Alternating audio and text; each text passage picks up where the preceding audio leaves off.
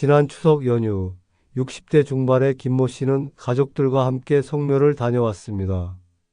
날씨가 너무 좋아서 산책도 하고 밤도 주우면서 즐거운 시간을 보냈죠. 그런데 일주일 후 갑자기 40도가 넘는 고열이 나기 시작했습니다.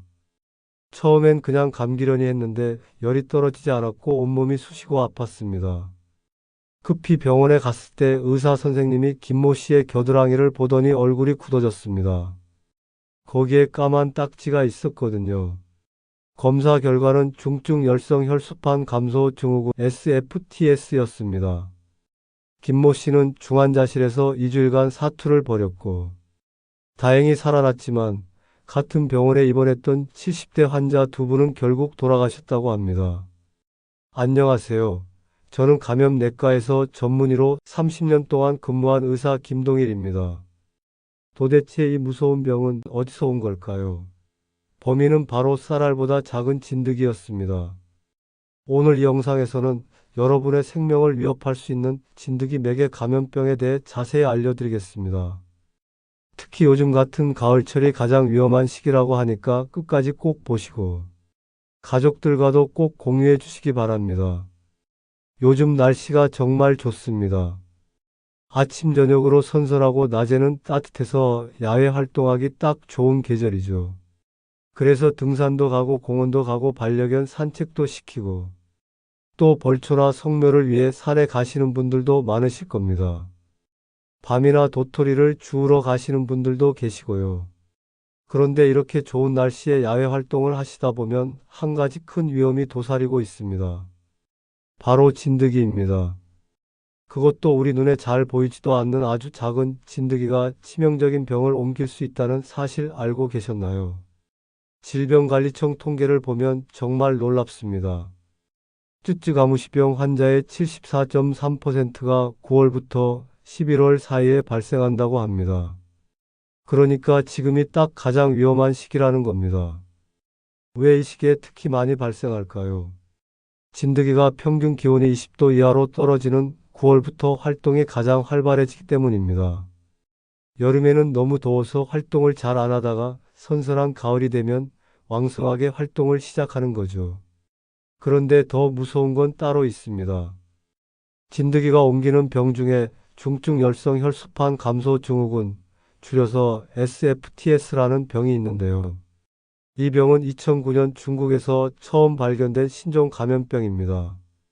우리나라에서는 2011년에 처음 확인됐고요. 그런데 이 병의 치사율이 무려 10%에서 30%나 됩니다. 10명 중 1명에서 3명은 목숨을 잃을 수 있다는 뜻입니다. 더 큰 문제는 현재까지 이 병을 치료할 수 있는 특효약도 없고 예방 백신도 개발되지 않았다는 겁니다. 자, 그럼 여기서 중요한 질문입니다. 진드기는 어떻게 생겼고 어디에 있을까요? 많은 분들이 진드기를 보면 피할 수 있지 않을까 생각하시는데요. 안타깝게도 그게 쉽지 않습니다. 왜냐하면 진드기의 크기가 3mm에서 4mm 정도밖에 안 되거든요. 쌀알보다 작습니다. 우리 눈에 잘 보이지도 않는 크기죠. 게다가 풀숲이나 낙엽 사이에 숨어 있다가 사람이나 동물이 지나가면 재빠르게 달라붙습니다. 여러분이 풀밭에 잠깐 앉아 쉬는 동안, 등산로를 걷는 동안, 낙엽을 밟고 지나가는 동안, 진드기가 슬쩍 여러분의 옷이나 신발에 붙어올 수 있다는 겁니다. 더 무서운 건 진드기에 물려도 처음에는 잘 모른다는 겁니다. 모기에 물리면 바로 간지럽고 부어오르잖아요. 그런데 진드기는 다릅니다. 물릴 때 통증이 거의 없어서 물리고도 한참 동안 모르고 지낼 수 있습니다. 진드기가 피부에 단단히 달라붙어서 피를 빨아먹고 있는데도 본인은 전혀 모르는 경우가 많다는 거죠. 그럼 진드기가 옮기는 병에는 어떤 것들이 있고 각각 어떤 증상이 나타나는지 자세히 알아보겠습니다. 먼저 쯔쯔가무시병입니다. 이 병은 털진드기 유충이 사람을 물면서 쯔쯔가무시균을 옮겨서 발생합니다. 진드기에 물리고 나서 6일에서 18일 정도 잠복기를 거친 후에 증상이 나타나기 시작하는데요. 갑자기 고열이 나고 심한 두통과 오한이 찾아옵니다. 온몸이 쑤시고 아프고 피부에 발진도 생깁니다. 그런데 가장 중요한 특징이 하나 있습니다. 환자의 약 90%에서 진드기에 물린 부위에 까만 딱지가 생긴다는 겁니다. 이걸 의학 용어로 가피라고 부릅니다. 이 가피가 생기는 위치가 중요한데요. 주로 겨드랑이, 사타구니, 배꼽 주변, 가슴 아래 같은 피부가 얇고 습한 부위에 잘 생깁니다. 왜냐하면 진드기가 피부가 부드러운 곳을 좋아하거든요. 그래서 만약에 가을철 야외에서 활동 후에 열이 나고 몸이 아프다면 이런 부위들을 꼭 확인해 보셔야 합니다. 까만 딱지가 보이면 바로 병원에 가셔야 합니다. 쯔쯔가무시병은 조기에 발견하면 항생제로 치료가 잘 됩니다. 하지만 치료 시기를 놓치면 기관지염, 폐렴, 신장염, 수막염 같은 합병증이 생길 수 있고 심하면 신부전으로 진행해서 사망할 수도 있습니다. 자, 그럼 이제 더 무서운 병에 대해 말씀드리겠습니다. 바로 중증 열성 혈소판 감소 증후군 SFTS입니다. 이 병은 참진드기가 옮기는데요. 쯔쯔가무시 병과는 다른 점이 몇 가지 있습니다. 우선 이 병은 2009년에 중국에서 처음 발견된 비교적 새로운 감염병입니다. 우리나라에서는 2011년에 처음 환자가 확인됐고요. 그런데 이 병이 정말 무서운 이유는 아직까지 치료제도 없고 백신도 없다는 겁니다. 그리고 치사율이 10%에서 30%나 됩니다. 증상은 어떻게 나타날까요? 진드기에 물리고 5일에서 2주일 정도 잠복기를 거친 후에 갑자기 40도가 넘는 고열이 납니다. 극심한 피로감과 함께 식욕이 떨어지고 구토, 설사, 복통 같은 소화기 증상이 나타납니다. 두통과 근육통도 심하고 림프절이 붓기도 합니다. 이 정도 증상만 보면 그냥 심한 장염이나 몸살인가 생각할 수 있습니다. 그런데 여기서 더 진행되면 정말 위험해집니다. 혈소판이라는 게 있죠. 우리 피를 응고시켜서 상처가 났을 때 피를 멈추게 하는 역할을 하는 혈액 성분입니다. 그런데 SFTS에 걸리면 이 혈소판이 급격하게 줄어듭니다. 그러면 어떻게 될까요? 작은 충격에도 멍이 쉽게 들고 코피가 자주 나고 잇몸에서 피가 나고 피가 잘 안 멎습니다. 더 심해지면 내부 장기에서도 출혈이 생길 수 있습니다. 의식이 흐려지고 장기 부전으로 이어질 수 있어서 정말 위험합니다. 실제 사례를 하나 더 말씀드리겠습니다. 2013년 충청북도에서 60대 여성분이 평소처럼 바치를 하셨습니다. 며칠 후 갑자기 고열이 나고 구토가 심해져서 병원에 가셨는데요. 검사 결과 SFTS 감염으로 확인됐습니다. 집중 치료를 받았지만 안타깝게도 결국 돌아가셨습니다. 이분이 우리나라 첫 사망 사례였는데요. 그 이후로 매년 사망자가 꾸준히 발생하고 있습니다. 2018년에는 경상북도에서 고양이가 진드기에 감염됐고 그 고양이를 돌보던 주인도 감염돼서 사망하신 사례도 있습니다. 이렇게 동물을 통해서도 전파될 수 있다는 게 확인된 겁니다. 최근에도 70대 어르신 한 분이 등산을 다녀오신 후에 열이 나고 설사가 시작됐는데 그냥 체한 거려니 하고 넘어갔다고 합니다. 며칠을 버티다가 증상이 너무 심해져서 병원에 갔을 때는 이미 상태가 많이 악화된 후였습니다. 중환자실에서 치료를 받았지만 끝내 회복하지 못하셨다고 합니다. 특히 노년층은 면역력이 약해서 더 치명적입니다. 기저질환이 있으신 분들은 더욱 위험하고요. 그런데 여기서 한 가지 더 알아두셔야 할 중요한 사실이 있습니다. SFTS는 진드기에 직접 물려서만 감염되는 게 아닙니다. 이미 감염된 환자의 혈액이나 치액에 접촉해서 감염된 사례도 보고되고 있습니다. 그래서 가족 중에 누군가 야외 활동 후에 고열과 출혈 증상을 보이면 다른 가족들도 조심해야 합니다. 환자를 돌볼 때는 반드시 장갑을 끼고 혈액이나 체액에 직접 닿지 않도록 주의해야 합니다. 또 한 가지 반려동물을 키우시는 분들도 주의하셔야 합니다. 개나 고양이가 산책 후에 진드기에 물릴 수 있고 그 진드기가 집 안으로 들어올 수 있습니다.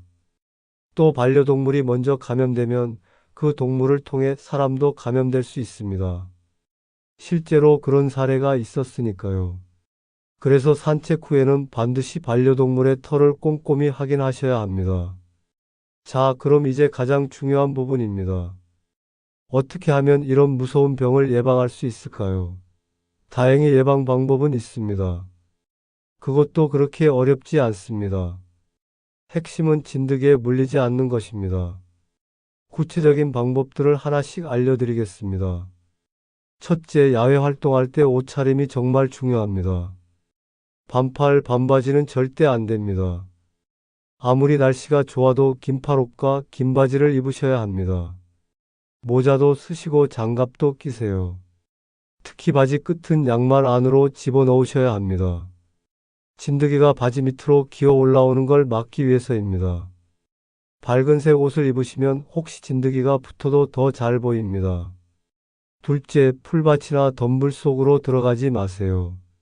등산로를 벗어나서 풀이 우거진 곳으로 가면 진드기에 노출될 위험이 훨씬 높아집니다. 특히 풀밭에 앉거나 눕는 건 절대 피하셔야 합니다. 쉬실 때는 돗자리나 간이 의자를 준비해 가시는 게 좋습니다. 맨 땅이나 돌에 그냥 앉지 마세요. 셋째, 진드기 기피제를 사용하세요. 약국이나 마트에서 진드기 기피제를 구입하실 수 있습니다. 외출하기 전에 옷과 신발, 양말 등에 뿌려주시면 진드기가 접근하는 걸 막아줍니다. 피부에 직접 바르는 제품도 있으니 제품 설명서를 잘 읽어보시고 사용하세요. 넷째, 야외 활동 후에는 반드시 꼼꼼한 확인이 필요합니다. 집에 들어가기 전에 옷을 털어서 진드기를 떨어뜨리세요. 그리고 바로 샤워하면서 온몸을 구석구석 확인해 보셔야 합니다. 특히 겨드랑이, 사타구니, 배꼽 주변, 무릎 뒤, 귀, 머리카락 속 이런 부위들을 집중적으로 살펴보세요. 진드기가 특히 좋아하는 곳입니다. 입었던 옷은 바로 세탁하시고 고온으로 건조하시면 더 좋습니다. 다섯째, 만약 진드기를 발견했다면 절대로 손으로 잡아 떼지 마세요. 진드기를 억지로 떼어내면 진드기의 잇부분이 피부에 남아서 감염 위험이 더 높아질 수 있습니다. 가까운 병원에 가셔서 안전하게 제거하는 게 가장 좋습니다. 병원에서는 전용 핀셋으로 진드기를 피부의 수직으로 천천히 당겨서 제거합니다. 여섯째, 반려동물도 꼭 확인하세요. 산책 후에 개나 고양이의 털을 꼼꼼히 살펴보시고 진드기가 붙어 있지 않은지 확인하세요. 반려동물용 진드기 예방약도 있으니 수의사와 상담해서 사용하시면 좋습니다. 일곱째, 야외 활동 후 일주일에서 2주일 사이에 고열이 나거나 몸에 이상 증상이 나타나면 바로 병원에 가세요. 의사 선생님께 야외 활동을 했다는 사실을 꼭 말씀드리셔야 합니다. 그래야 진드기 맥의 감염병을 의심하고 적절한 검사와 치료를 받을 수 있습니다. 특히 몸에 까만 딱지 같은 게 보이면 반드시 의사 선생님께 보여드리세요. 그런데 진드기에 물렸다고 해서 모두 병에 걸리는 건 아닙니다. 병원균을 가지고 있는 진드기에 물렸을 때만 감염됩니다. 하지만 어떤 진드기가 병원균을 가지고 있는지 우리가 알 수 없으니까 무조건 물리지 않도록 조심하는 게 최선입니다. 특히 노년층 여러분, 그리고 당뇨병이나 고혈압 같은 기저 질환이 있으신 분들은 더욱 주의하셔야 합니다. 면역력이 약하면 감염됐을 때 증상이 더 심하게 나타나고 회복도 더딥니다. 건강하신 분들도 방심하면 안 됩니다. 젊고 건강한 사람도 SFTS에 감염되면 위험할 수 있으니까요. 가을철 야외 활동은 정말 좋습니다. 등산도 하고 단풍도 보고 가족들과 성묘도 하고 좋은 시간 보내시는 게 건강에도 좋죠. 하지만 진드기 예방만큼은 꼭 신경 쓰셔야 합니다. 오늘 말씀드린 예방 수칙들 꼭 기억하시고 실천하세요. 정리해 드리겠습니다. 진드기 맥의 감염병을 예방하려면 첫째, 긴팔, 긴바지, 모자, 장갑 착용. 둘째, 풀밭에 앉지 않기. 셋째, 진드기 기피제 사용. 넷째, 야외 활동 후 꼼꼼한 확인과 샤워. 다섯째, 옷 세탁과 고온 건조. 여섯째, 반려동물 확인. 일곱째 이상 증상 발생 시 즉시 병원 방문입니다. 이 영상이 도움이 되셨다면 여러분의 가족과 친구들에게도 꼭 공유해 주세요. 특히 연세 드신 부모님이나 야외 활동을 좋아하시는 분들께 꼭 보여드리세요. 한 사람의 생명을 구할 수도 있는 정보니까요. 좋아요와 구독, 알림 설정도 부탁드립니다. 여러분의 건강을 지키는 데 도움이 되는 영상을 계속 만들겠습니다. 댓글로 궁금한 점이나 경험담도 남겨주시면 감사하겠습니다. 건강 조심하시고 다음 영상에서 뵙겠습니다. 감사합니다.